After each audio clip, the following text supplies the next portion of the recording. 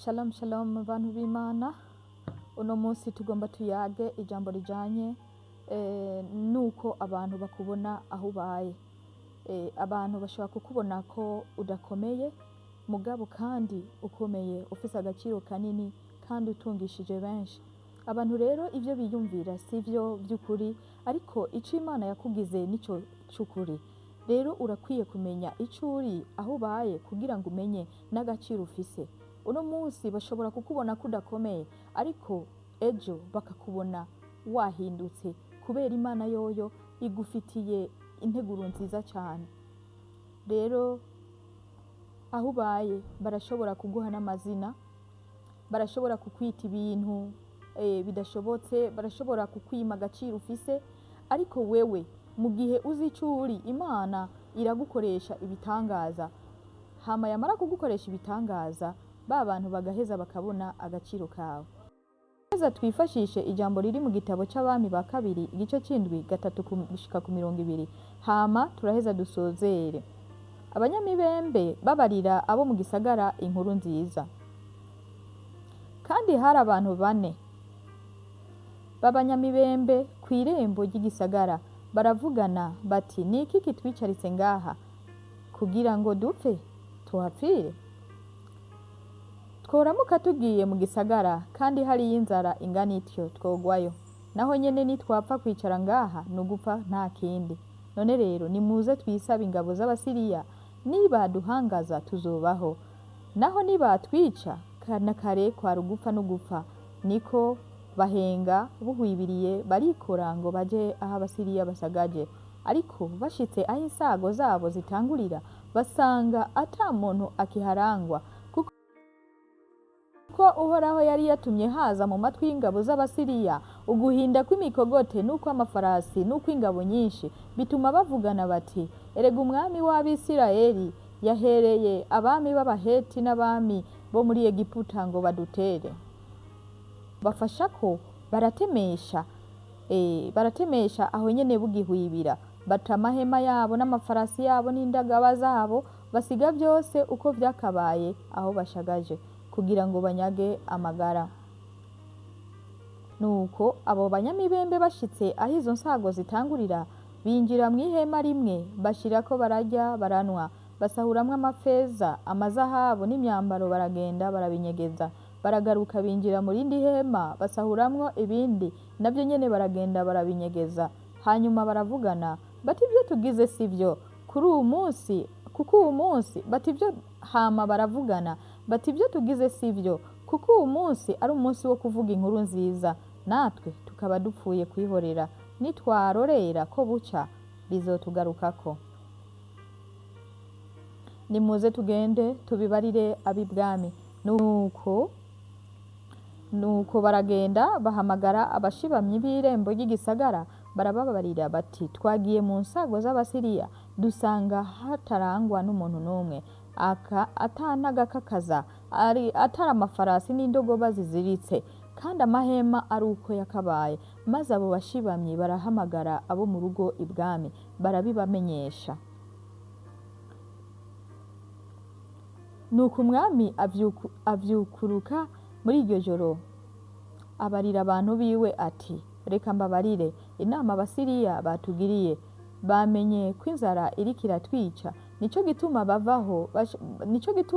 bavaho bashagaje bakaja kwinyegagira mw'ishamba, ngo ntitwasohoka mu gisagara baducakire, babone ingene bashika imbere mu gisagara. Umwe mu bantu biwe aramubwira ati, enda rungika abajana amafarasi 5 mu yasigaye, nibakira bazoba bameze nk'Abisirayeli bose basigaye ngaha batapfuye, naho nibapfa bazoba babaye nk'Abisirayeli bose boba bapfuye. Tubarungike turabe. Nuko bajana imikogoti 2 ikwegwa n'amafarasi, umwami arabarungika ngo bakurikire ingabo z'Abasiriya, ati, nimugende murabe. Nuko bacaho baciye, barinda bashika kuri Yorodani, basanga inzira yose ari impuzu n'ibintu Abasiriya bagiye barata mu kwiruka. Nuko izo ntumwa ziragaruka zibibarira umwami, maze abantu barasokoroka basahura izo nsago z'Abasiriya. Nuko ingero y'ifu igoretse isigara igurwa shekeli imwe, n'ingero zibiri za sayiri zikagurwa shekeli imwe nyene, nk'uko ijambo ry'Uhoraho ryavuze. Maze wa mugabishwa umwami yagenda yegamiye, umwami amushira mw'irembo kubuza ababandana, ariko abantu baramucako bamuhonyangira aho nyene mw'irembo arapfa, nk'uko wa muntu w'Imana yavuze igihe umwami yaza ahari.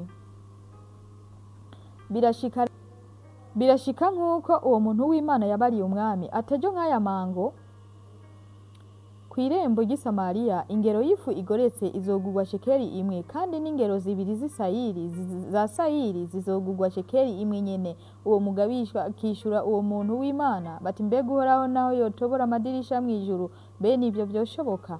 Nawe akamwishura ati, uzobirabisha amaso ariko ntuzobiryako. Nuko bimushikako bityo, abantu bamucako bamuhonyangira mw'irembo arapfa.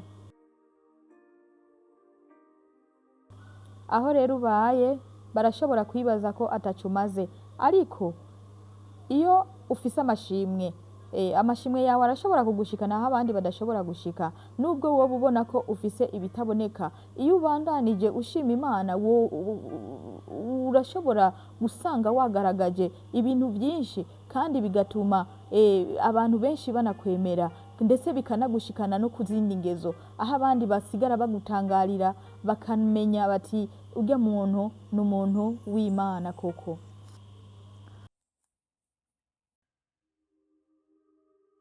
Nta kintu na kimwe cyo guhagarika gushima mu gihe wowe wizera ko ufise agaciro.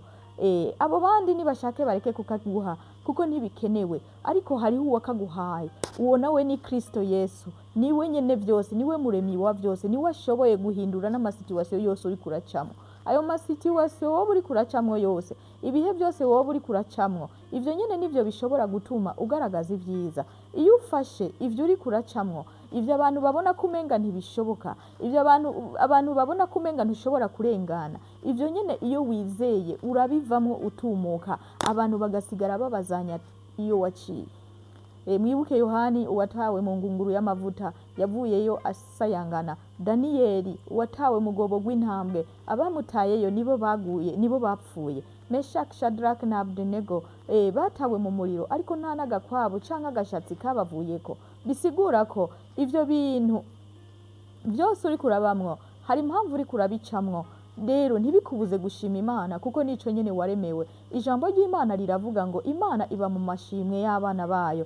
Rero bandanya ukenguruka, shima Imana ico uri, kuko si wewe wavyigize, ariko si n'umwana w'umuntu yabikugize, kuko si umwana w'umuntu yabikugize, ariko ni Imana yonyene yabikugize. Turabana b'Imana rero, turabaraganwa na Kristo, turabadasanzwe, turabakomeye, turi mitwe ntituri mirizo.